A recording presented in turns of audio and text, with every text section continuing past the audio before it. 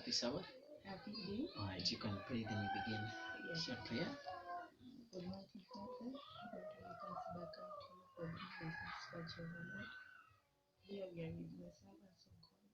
We want to talk through your scriptures, Almighty Father, before we begin everything.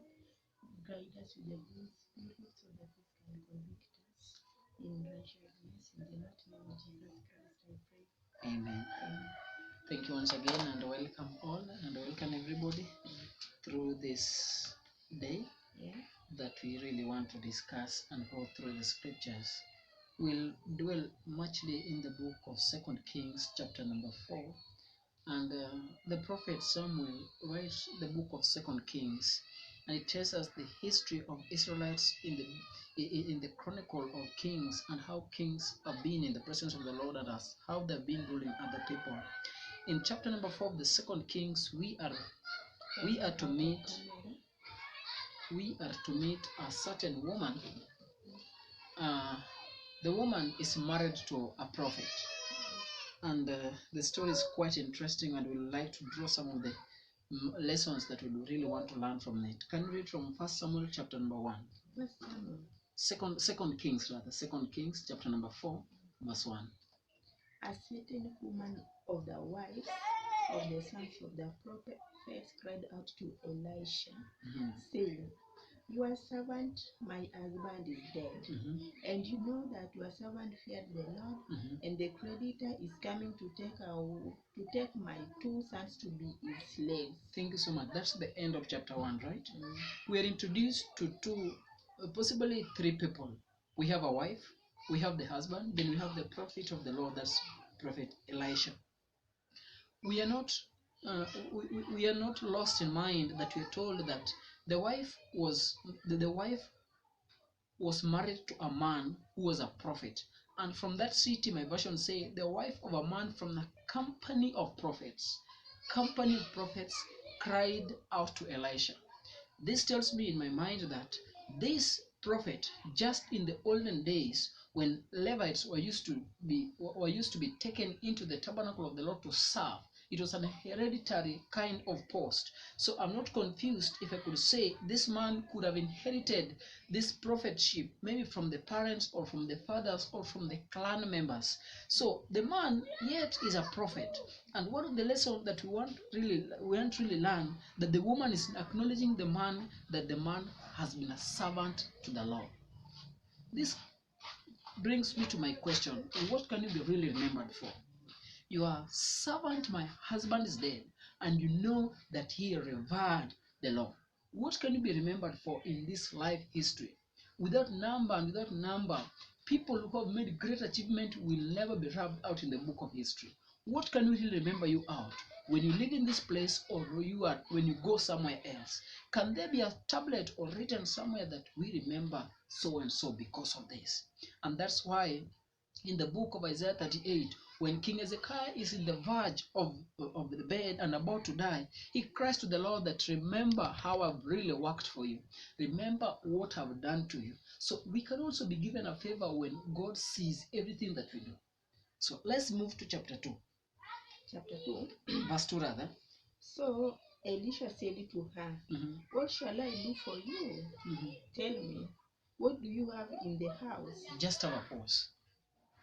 What can I do to you?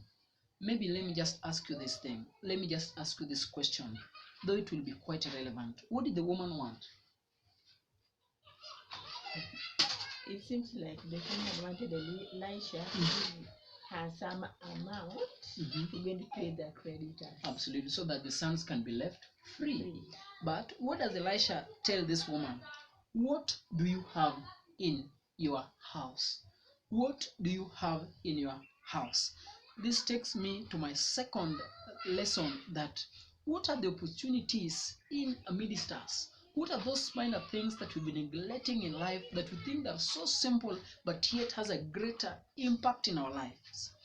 I just made some scriptures here just to there's three things or three more lessons we really want to learn about here. Why can't we proceed and finish this chapter 2, Mhm. verse 2? All right. Your maid servant as nothing in the house, Mhm. but As a jar of olive oil, but a jar of olive oil. You know how this jar was kind of despised Yeah. because it was so small.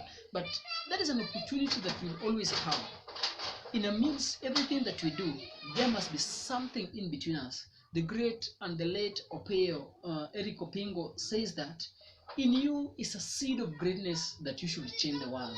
We should always believe in ourselves and in that small resource that we have. That's why I think Eric Opingo is alive. No. He's alive.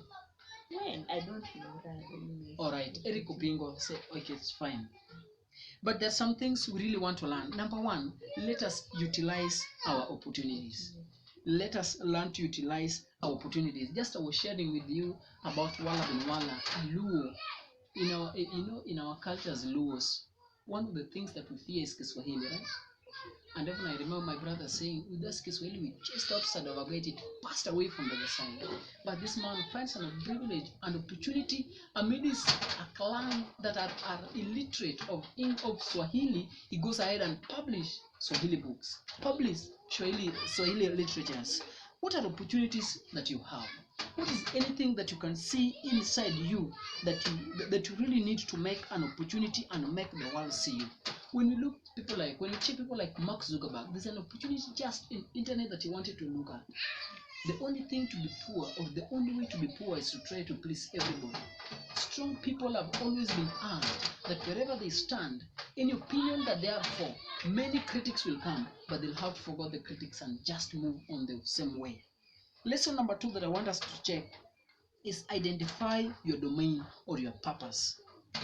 We do not want to criticize this man as well, this prophet that yet he was a prophet, but he is a poor man. Is it true that when we serve our Almighty Lord, we should be poor? Is that a guarantee? We should know. And remember when the Lord says in Deuteronomy 8:27 that I am the Lord who gives you the ability to get wealth. The Lord always, everything that is in the world is the Lord's. And the Lord, it's in the Lord's interest for his people to even be more richer than those who are not his. So there's some kind of domain or purposes that people try to be into that drives them away from their master plan. Purpose is when you trade on your natural gift. Purpose is when you walk in your natural elements. In your purpose, you come. In your purpose, you enter rest. What is rest? In Monday morning, you wake up and say, this is a new day. I must do whatever I like. In what is in rest? In rest, you are always pleased with everything that you do. That is in your purpose. Outside your purpose, you are like walking amid the current. You are pushing rocks uphill.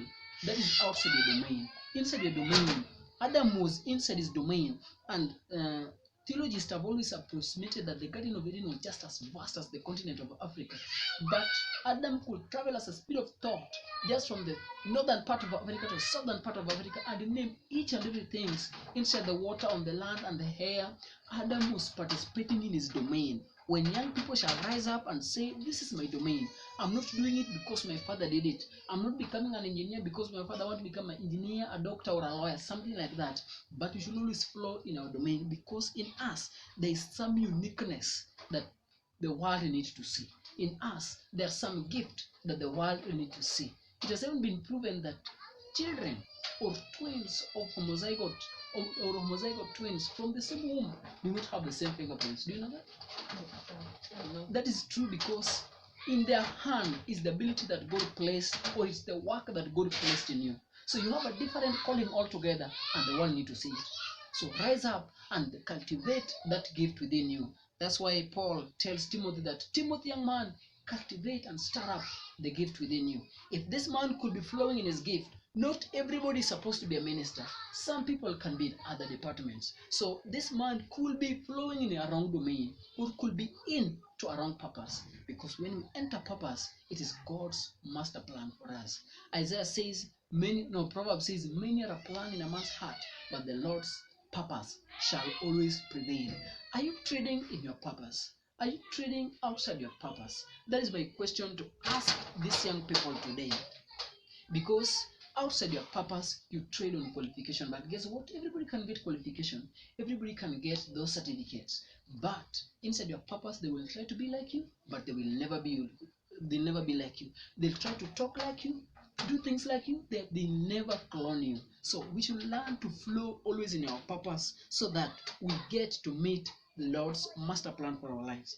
Lesson number 3 that I've also talked about quite a bit briefly is cultivate the gift within you. Let us get to cultivate that gift. Amidst your passions and interests lies deep your gift.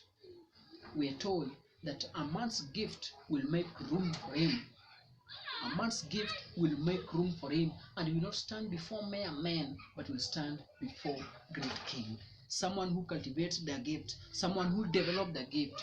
When you develop your gift, become a commodity. When you develop your gift, they will not only pay you, but they will just give you, they will pay you in excess just because of your gift. Those who have flown in their gift, like Dr. Miles Monroe, they are never poor. Those who have flown in their gift, like Eliud Kipchoge, we always demand for them. Those who are flowing in their gift, like the late Martin Luther King, the Pan-Africanism, those people, we are always demanding of them because in your gift they will get to pay you. Then another lesson that we want to really draw from this man is pursue ideas. Pursue ideas. I'm convinced that the greatest tragedy in life is not death, but life without ideas, mind without ideas. So when at any time we'll cultivate pure ideas, because the world is developing around us with ideas. Anything that we have, the chair we are sitting on was once an idea in someone's mind. The clothes we put on, the watches we have, the iPhones that we have was once an idea. Idea people control the world. That's why we should trade on a higher platform to be idea-oriented people. The only thing that has killed most of the young people's idea is this devil called employment. It has developed and it has taken and snatched away our perfect ideas, those things that we are supposed to present to the world. That time that we shall rise up to pursue God's idea for our life, we shall be people of integrity, we shall be people of standard and pure morality. Can we get to verse 3? Verse 3 reads, Then he said, Go borrow vessels from everywhere, from all your neighbors, empty vessels. Do not gather just a few. Just have a pause. Go around, ask all your neighbors for empty jars. Guess what? Do you know where your money is? Your money is in the hands of strangers. Do you know that? Yeah. Your money is in the hands of strangers. Remember this old philosophy that you're being told that do not talk to strangers, do not greet strangers, do not smile at the strangers. Live your own life. You live your own life, but your money is in the hands of strangers. What does it mean to be associated with those who are strangers? Be kind to strangers. Treat them with a lot of courtesy, because you do not know. That stranger may be your next employer. That stranger may be your next doctor. That stranger may be your next engineer. We should also be careful on how we treat the strangers that are besides us. Can we get to read them? Don't just ask for a few. Ask most of them. Whatever you want to do something in life, do not be afraid. Do not be afraid to fail, because failure is next to success. The thing that is destroying most of the people, your last success will always determine your next progress. Because when you succeed in the one thing, you want to develop in this. But when you fail in the one thing, you want to move far. Do not be afraid to fail in anything. The woman could have collected more jars, but in the end, we know that the miracle would have happened. But what about if a miracle could have not happened?